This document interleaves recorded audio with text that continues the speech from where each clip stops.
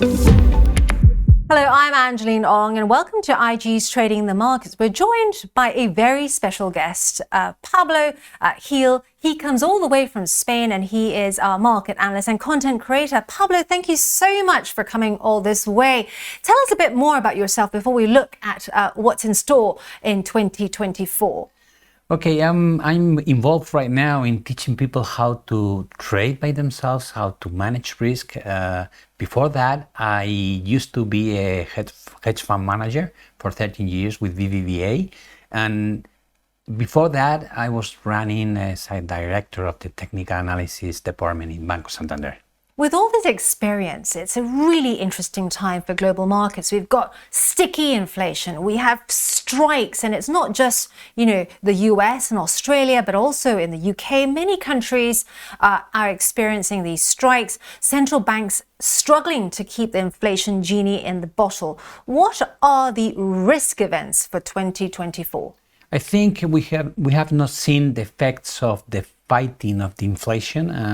All these rate hikes we've been living through the last year and a half are going to hit us in the growth side next year. So recession is going to be the ghost we are going to find probably from now in 6, 7, 8 months. Is this the ghost that we thought we beat in the first half?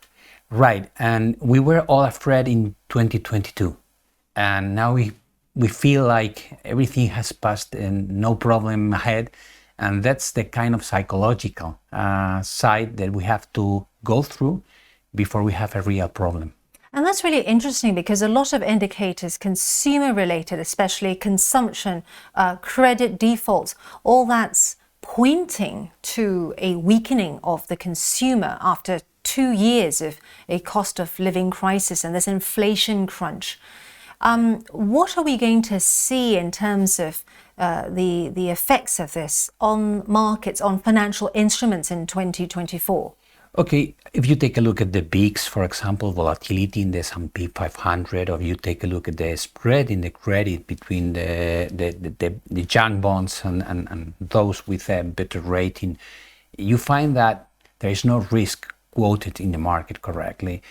Next year, if things come out as bad as it seems it could happen, probably we are going to see sell-offs in the equity market, a little bit more strength in the dollar. We should see some commodities going down because of the lack of consumption, the lack of demand, global demand.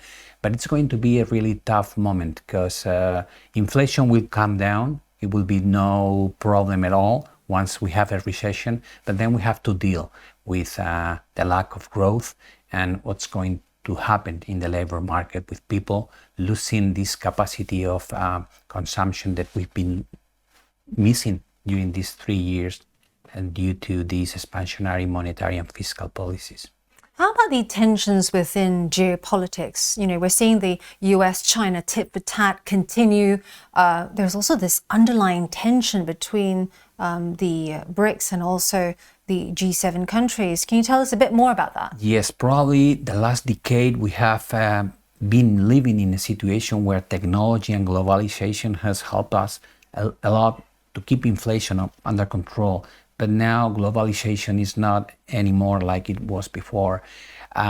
We've seen G7, for example, very close together on the commercial side, the help with the war in Ukraine. But when you look at the BRICS, they do not think like we do. We see China, Russia, Middle East countries with a huge weight on the oil production.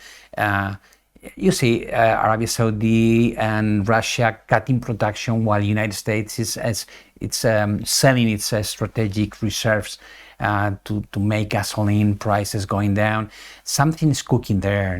Geopolitical risks, I think, are on the upside, not on the downside, and it won't be solved in the next year, I guess. Right, thank you very much. I'm sure we'll be checking in with Pablo Gil in the weeks and months to come. Until then, you can find more analysis on at IGTV or at Angeline Ong on Twitter. This is IGTV.